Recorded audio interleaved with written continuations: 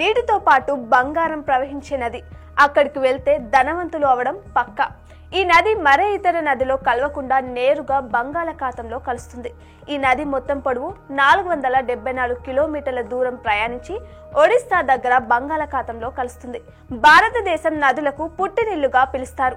అంతేకాదు, నదిని మన దేశంలో నదిమా తల్లిగా పూజిస్తారు.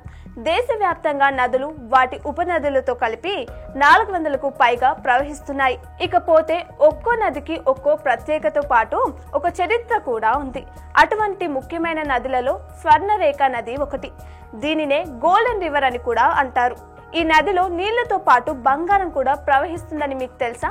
అవును, వినడానికి ఆశ్చర్యంగా ఉన్న ఇది నిజం. భారతదేశంలోని ఈ నదిలో కోట్ల విలువైన బంగారు నిక్షేపాలు ఉన్నాయి. నీటిలో బంగారం ప్రవహిస్తుంది. రోజు అక్కడి ప్రజలు బంగారం కోసం నీటిని జల్లెడ పడుతుంటారు. స్వర్ణరేఖ నది లేదా గోల్డెన్ రివర్ ఇది జార్ఖండ్ రాజధాని రాంచీకి సమీపంలో పుట్టి జార్ఖండ్ లో ప్రవహిస్తుంది. ఇక్కడ నివసించే స్థానిక ప్రజలకు ఇది ముఖ్యమైన ఆదాయ వనరు. ఎందుకంటే ఇక్కడి ప్రజలు ప్రతిరోజు నది ఒడ్డుకి వెళ్లి నీటిని ఫిల్టర్ చేసి బంగారం సేకరిస్తుంటారు. స్వర్ణరేఖ నది మూలం జార్ఖండ్ రాజధాని రాంచీ నుంచి 16 కిలోమీటర్ల దూరంగా ఉంది. ఈ నది జార్ఖండ్ లో పుట్టి పశ్చిమ బెంగాల్, ఒడిస్సా మీదుగా ప్రవహించి బంగాళాఖాతంలో కలుస్తుంది.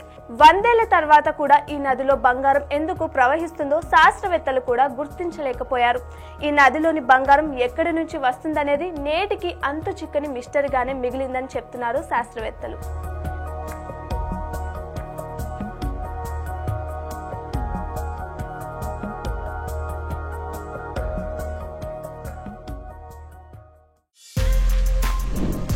For more videos like this, subscribe Big TV channel.